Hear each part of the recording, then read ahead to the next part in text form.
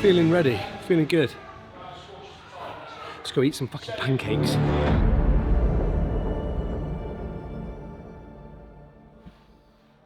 So what is this you're doing right now, Staz? As soon as I wake up, I've got to take my SBO reading, so how much oxygen is in my blood, which is the top number, SBO2, and the bottom is the heart rate, beats per minute. It's kind of similar stuff that they'll use in any kind of medical setting or hospital. Let me unzip this bad boy. Thank you. Fresh air. Yeah, so this sort of stays in with me. I'll take the reading before I get into the tent, and then it comes in. I've got a CO2 carbon monoxide reader just for safety, and then this is the O2 reader. So as you can see now, I've opened the tent. Normal levels are around about 20.8 on this, and this is the thing that we're really looking at to indicate what the actual oxygen level is in the hermetically sealed tent. Yeah, so pop in, turn the R2D2 looking machine off. At the moment it's got the adapter fitted, which allows us to go higher. The normal kind of indicators on here in terms of the setting, the number would ordinarily indicate the approximate altitude or meters that you're at. Clearly we're going above 3,962 meters, so we need this special adapter to be fitted, which then allows us to go higher. But yeah, deep joy. I guess my situation at the minute is slightly different. This isn't the norm. I'm currently training for an FKT, a fastest known time for Everest. So the idea is that we leave mid-May. The date is still TBC. We don't know yet. We're on 24 hours notice. For me, wake up, kettle's on. I've got Arnie looking at me because he needs feeding. While that's on, I just put like a normal tonic drink into there. Just one of the main things with sleeping at altitude and training so much is hydration is absolutely key. I'm normally terrible at it, but I've been very conscious of it the last sort of few months. I'm trying to drink at least sort of 4 to 5 of these bad boys a day. Morning process for me typically takes about an hour, so I'm up, the kids are normally here, running riot, so I'm getting those guys fed, watered as a priority. With Ruby as well, she's then off to work, dropping them at school, and on her way to work as well.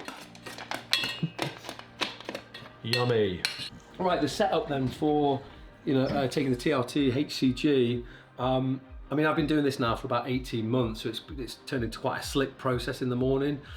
It's like brushing your teeth. It kind of normally just takes 5 to 10 minutes. It's part of the morning routine, and this was one of the main reasons or main things that I initially thought would be a huge drama for me, and thought it's a big commitment, it's every day, can I do it, I'm busy, and you start making up all these kind of excuses and placing barriers before you've even tried it. And to be honest, it's fucking super simple. So for me it's zinc, and L-carnosine, D3 and K2.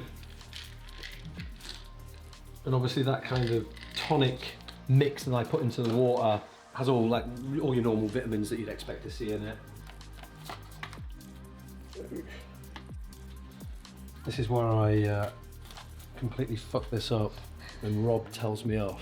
No, Staz, don't do it like that. What I do next is, now I'm onto the kind of hydration stuff, so I'm normally bang one of these Hyptonic 1000 things. It's electrolyte tablet basically, but it also has salts in it, so I'll bang that in there. I did mention as well, obviously because I'm a mega influencer, I had a 5-minute ice cold shower as well as soon as I fucking don't. I fucking love a warm shower. Just go for a prep of this. So what we have here is the testosterone cyprinate, and then the HCG. This one is kept at room temperature, so it sort of stays in my little box of tricks. This one has to be kept in the fridge. So as always, when you're working with stuff like this, clean surfaces, all the surfaces have been cleaned the night before, so I'm happy. Swabs out, I normally just rub the top of the bottle on there. Give them a little wipe, turn it over, make sure everything is clean. All that just sort of on the injection site, I'll normally just kind of give that a little rub as well, although I've had a shower, so I'm happy that I'm clean. Let's get rid of all any air in there. I'll do the HCG first. And that goes.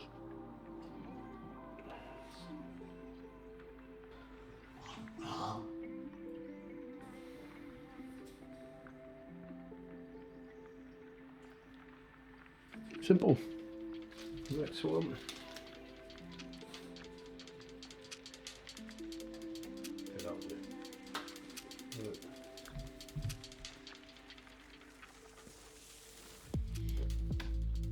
Super quick, easy, simple, no pain. Literally just grab the little muffin tops that most of us have got, grab a little bit of fatty area, stick it in, and super quick and simple. But I've had a fucking pretty mad, colourful life in terms of the military, what I used to do in special forces, and even predating that, I was before the military, I was playing at high level football. Since I can remember being a little kid, I've always been full of energy, always getting at it. It's always been go, go, go, and I've fucking revved my engine at full tilt, you know, for the best part of 25 years. I'm 41 now, just turned 41. About two and a half years ago, I started feeling quite tired, quite lethargic, which was not like me. Worryingly, I started feeling quite a lot of brain fog. I was struggling to think clearly, strategically. I was just, normally I'm quite sharp, quite quick in my mind, and I felt a real big sort of shift and change in that. I was put in touch with Rob and the men's health clinic, and I'd never really had my bloods taken. I'd had medicals before in the military and all that sort of stuff, but you know, I went to Rob and the team and I had a really good consultation, an initial consultation with Rob, sat down. He spent a lot of time with me talking about the benefits of TRT, but not so much trying to sell me TRT. It wasn't like that. It was, how do you feel? That's not normal. Okay, what's your normal day look like? Obviously, I'm high output. I'm a co-founder of ThruDark, so I'm super busy. Stress levels are quite high.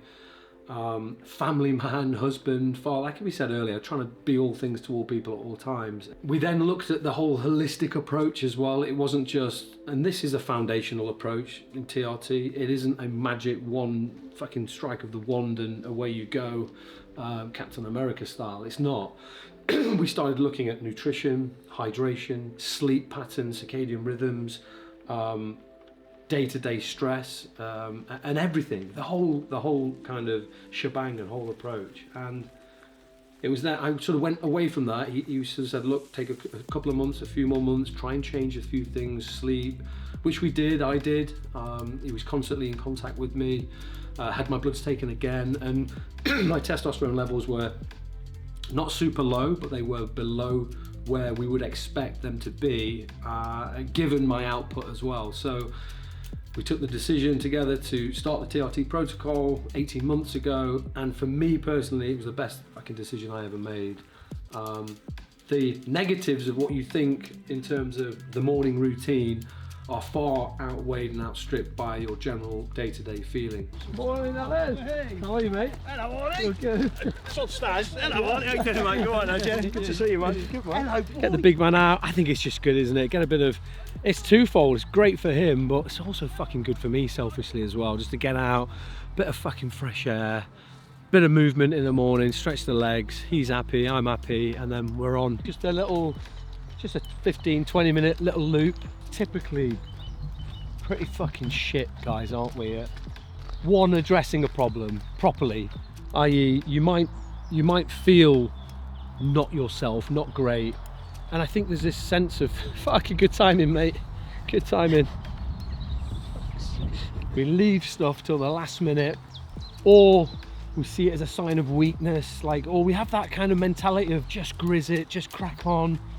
You know, it's supposed to be hard, we're supposed to be pushing uphill constantly, and when the reality is, we're not, you know, we're fucking human. And I think that sort of tipping point for me was a few years ago of just thinking, still trying to have the same output, trying to do the same things, trying to be the same person, with the same expectations and weight of family, and trying to be the best husband, trying to be the best father, which you fucking can't be all the time. It's not an easy process, and like we said, men generally are we're pretty bad at this, aren't we? We wait until we're on the bones of our arse, or something happens. There's a trigger normally, something will happen, you'll have some form of illness, what's that saying where a healthy person has 1,000 problems, an unhealthy person has one?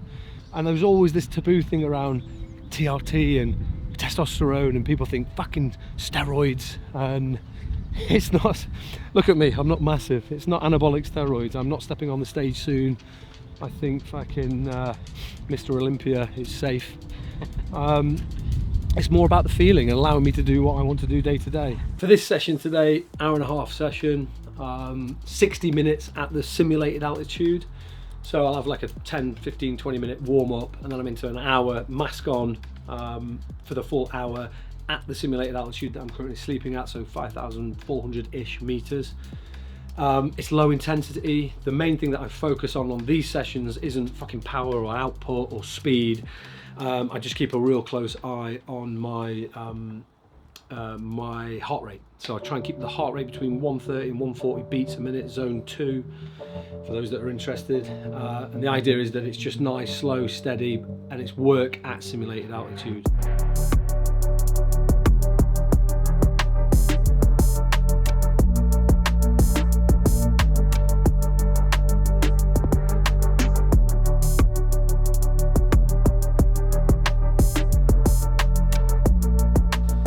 So that's the sim altitude session done. 2 of these a week, an hour each session at the simulated altitude, the altitude that I'm sleeping at currently. So it's progressively becoming more gopping, more hard work. It basically just restricts the oxygen that you can fucking breathe in effect. So it's a strange feeling. The first couple of minutes are probably the hardest. The stuff that we're doing now is super important, and we have to sort of be pretty diligent with it. For me, at the weekend, I look at the week ahead, get the Training Peaks app up, look at my calendar, you know, where I'm needed, what I'm doing, work-wise, family, everything else, and then I kind of work the sessions in and around that. Super fortunate that, you know, I'm supported by everybody at ThruDark to be kind of taking on this mission. So sometimes I have to train at night, and it's pretty bad. It's not great for me personally, anyway, to train at night. You know, put the kids to bed, 7:30, do all that stuff, and then come in here at 8 o'clock for an hour and a half. It then completely smashes my sleep through the night and then into the tent. It's like a double whammy. So I try and get this stuff done in the morning, or sort of just before tea time for me, which is about sort of 4 or 5 o'clock. But yeah, it's pretty miserable, but it's all part of it, and it's just a short period of time, which I've got to keep reminding myself about as well. So yeah, excited. Peace. We are at Emotion Fitness Hub. It's a local gym run by Jack and Jim. This is a sort of, I tend to come here 3 times a week. So I've got a lower body session, an upper body session, and today's session is a full body session. I'm going to start and get stuck into it. First, I've got to warm up my old man body.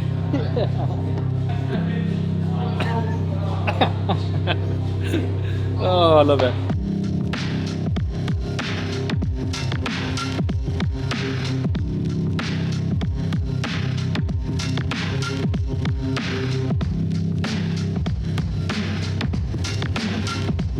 Fucking legs are feeling smoked already.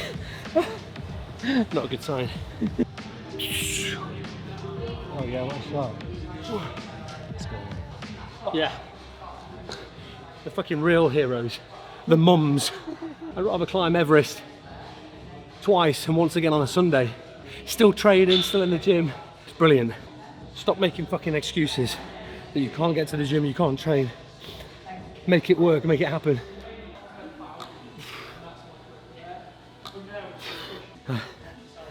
We got hip thrusts next. Lovely.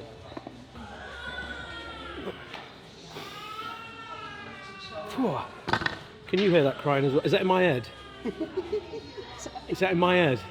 Normally white noise. Takes me back to fucking escape and evasion, being interrogated. Oh, make it stop.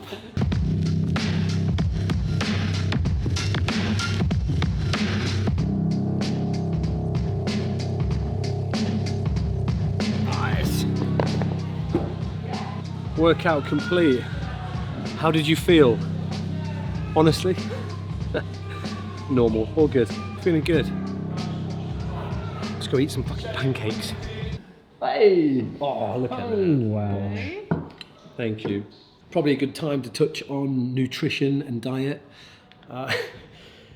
I typically don't fucking eat that much. Well, outside of what I normally eat, like sort of 3 meals a day and bits and pieces. But since taking on the Mission Everest task, I've just had to fucking really dial it all up, all the food. Right now, we just finished the workout in the gym.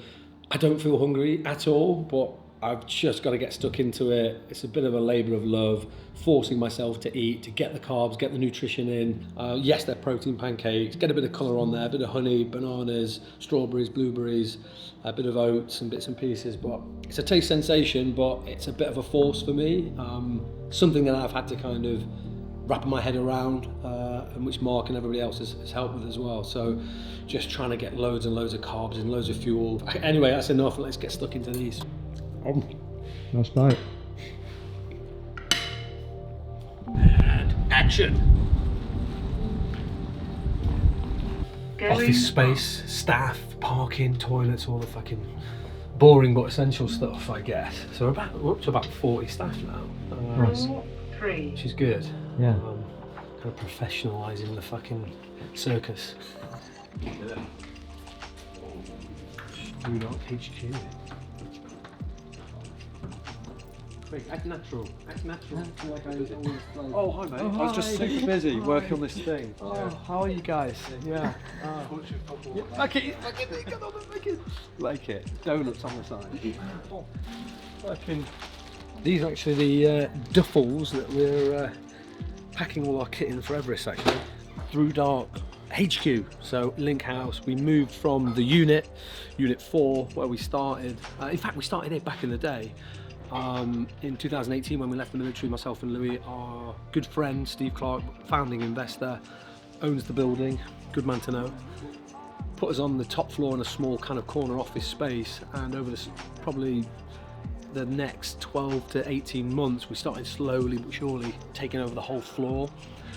I have good, bad memories of those stairs, me and Louis back in the day, just carrying all the fucking boxes, fabrics, just no dissimilar to any startup, but just the early days of just doing everything. So yeah, that's it really. Okay.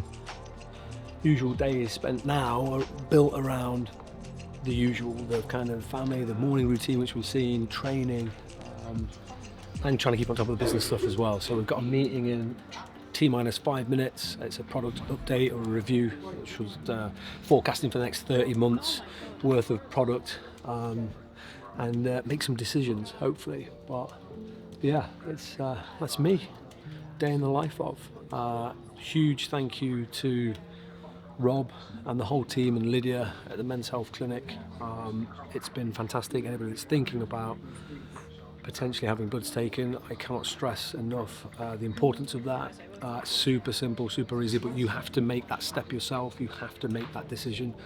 Ultimately, you are the fucking captain of your own ship. So to make the decision, hopefully everything's all right. If not, it will highlight things that need work. And in fact, Rob very kindly offered to come into the ThruDark HQ, which he did, and he gave everybody blood tests, and actually it did highlight to a couple of people a few issues which they've now addressed. So there's no negative as far as I can see in getting checked and getting your bloods checked. But yeah, in safe hands and feeling good, feeling positive. Peace out.